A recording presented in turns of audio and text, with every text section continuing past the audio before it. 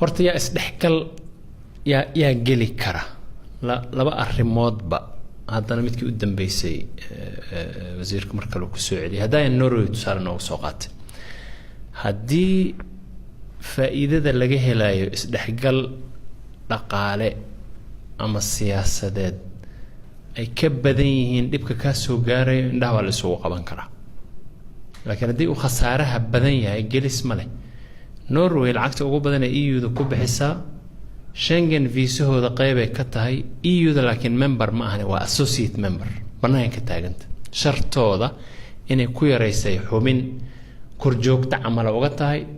gargaarka EU-da ay bixisana dhinacay ka tahay waxa cajiib ah sida annaga ay noogu tartarsiiso inaan isdhexgal galno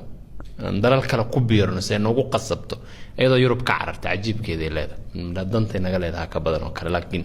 way og tahay in isdhexgal la sameeyaa maanta oo kale aysan Soomaaliya anfacin qodobka labaad aan rabo inaan ku xoojiyo isla arintaas waxa weeyaan muhiimadda uu leeyahay heerka awood dawladnimo ee dal intuusan isdhexgal galin horta hawadaada adiga mas'uul ma ka tahay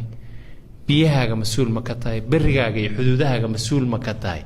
maxaa dal wax ku darsataa marka wadada Maka al-Mukarram bas xukuntid yaa wax ku darsan kartaa horta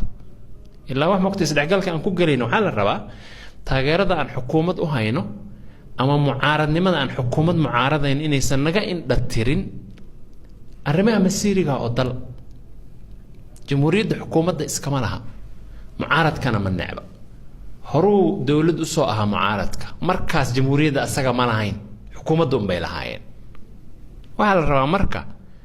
kaliya ma aha dalkaaga marka laga hadlayo wax kasta oo laga hadlayo bani aadanimada ogol islaamnimada ogol dunta iyo shakhsiyadda iyo qofka ogol in adiga horta iska bixisid waxa ka hadlaysid si markaas si dhexdhexaad ah u wajihi kartid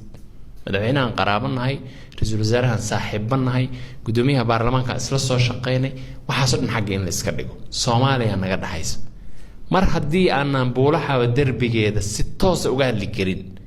Ethiopia xukuumad darsan karno Eritrea xukuumad darsan karno Djibouti xukuumad darsan karno waxaan wax ku darsan karnaa marka dal Kenya kala aan nahay Japan oo kala aan nahay markaasna arintan hortaala waxa weeyaan laba kale dal buuxa waan nahay Soomaan labadan hortaala waxa weeyaan koow faa'iidadu haday ka badan tahay khasaaraha naga soo gaaray isdhexgalka iyo labo in si dastuuri ah oo hay'adnimo isla xisaabtan leh geedi socod loo mariyo oo ay ama madaxweynaha ka timaado golaha wasiirada la mariyo laga dooda la munaaqashoodo baarlamaanka la mariyo ansixiyo arintu haday masiiri tahayna afti qaran la geliyo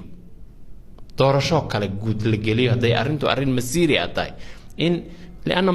مركاد أورجوبالات كبيريسيد واحد كتنا سوليسا كوبني ماذا هذه قاركت sovereignty بتقار سرندر جرينيسا وأرن أبان مركين أفتل دستور إلا بدلها كما دونا قطب كاس مركا ولو أنسي أرحم درن ويرفيري ساسان كديلا